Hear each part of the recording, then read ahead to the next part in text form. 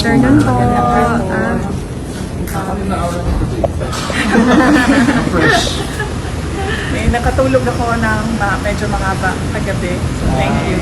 Magbigay lang ako ng update sa inyo sa nangyayari sa taas. Magbigay lang ako ng update sa nangyayari sa taas. So, hindi ko na lang din banggitin yung mga pangalan kasi nag-request din yung mga patients na huwag banggitin yung mga pangalan nila. So, ang isang patient, may clearance na siya. Ang decision niya is umuwi muna sa kaibigan niya.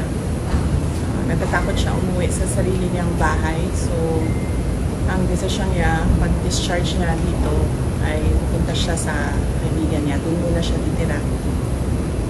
And then yung isang patient, waiting siya for discharge.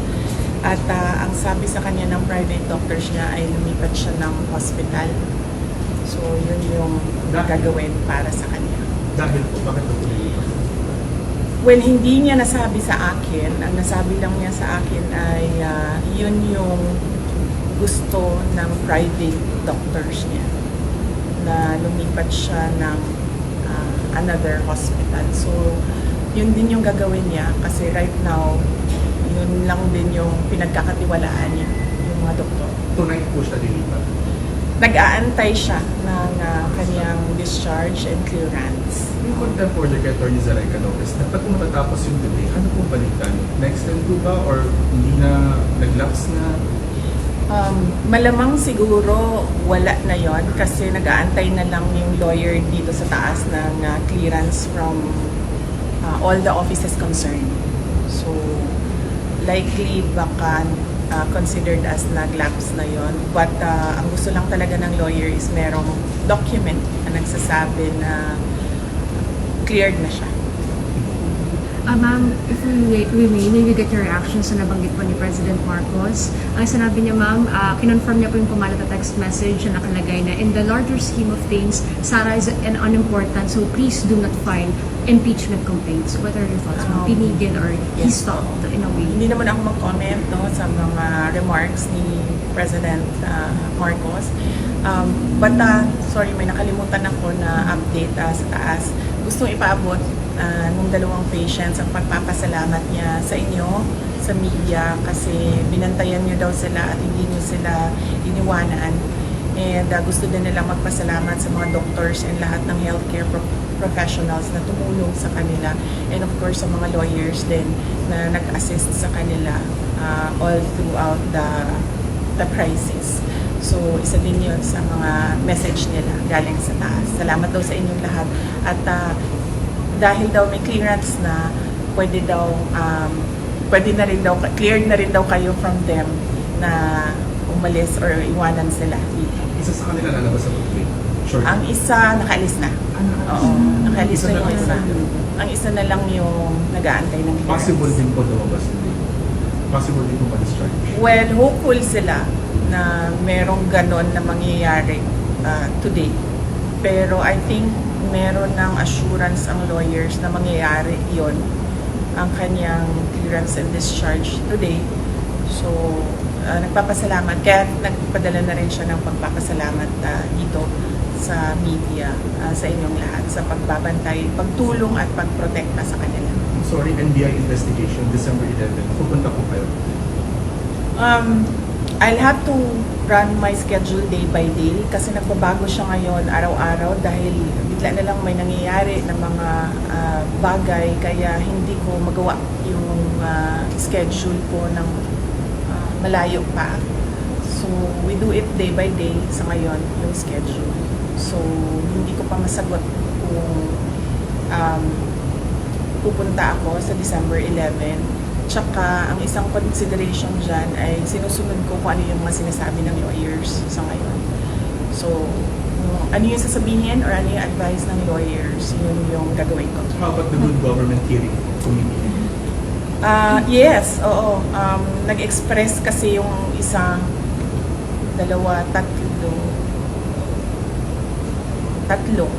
Nag-express yung tatlong mga resource persons from the Office of the Vice President that they really feel safer and medyo kumakalma sila kung nandiyan ako. Ang worry ko lang is right now, wala na kasi kaming chief of staff. Affected din yung assistant chief of staff ng office. So ako na lang talaga yung naiwan sa opisina to do everything.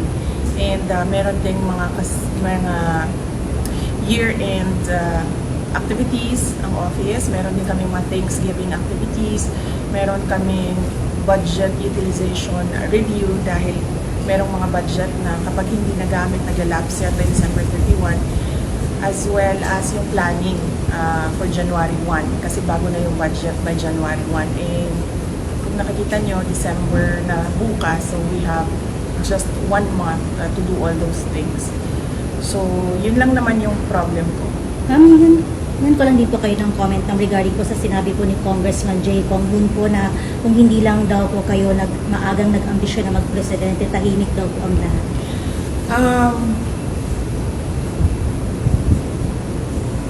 Unang-una, the presidency of 2022 was mine already.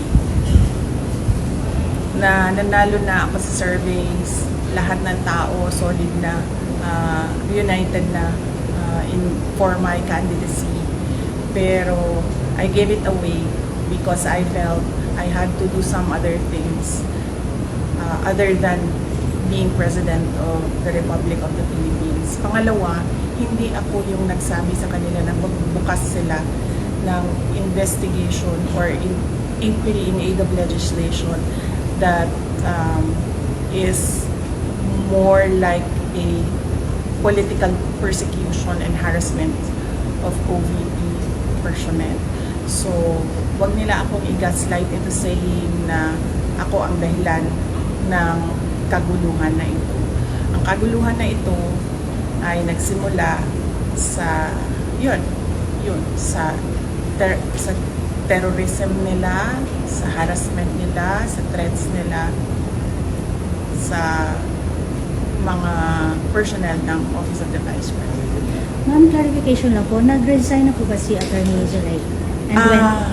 Hindi pa siya nag-resign, pero nagsabi siya na mag-i-indefinite leave na siya. So, once ma-cleared siya dito, she will file an indefinite leave from the Office of the Vice President. Sabi ng Presidente, never say never kung mag-reconcile kayong dalawa. Anong comment? Will not comment on the remarks of President Marcos sa ngayon. Thank you. Message na lang sa mga supporters sa EDSA Shrine. Yes, oo. Well, nagpapasalamat din kami sa mga supporters namin sa EDSA Shrine. And syempre yung iba pa na kahit hindi namin supporters ay nagpapalabas ng kanilang saloobin sa mga nangyayari ngayon. Dahil nagbabantay din sila sa mga pasyente natin dito sa Veterans Hospital. And nagpapasalamat din kami sa mga tao na nasa labas ng Veterans Hospital na nagbantay din sa mga pasyente. Malaking tulong yon sa akin, yung media, yung mga tao na nagbabantay. Si Senator Bato de la Rosa na hindi talaga niya iniwanan yung mga pasyente. Si Senator Bongo na nag-substitute sa akin dito. Ang laking tulong nun lahat, ninyong lahat sa akin dahil nakakagalaw ako, nagagawa ko pa rin yung mga iba kong kailangan gawin ng mga trabaho. Ma'am, bago lang po Thank you. ma'am. Ma'am, nag-usap na po ba kayo ni Fair RD lately?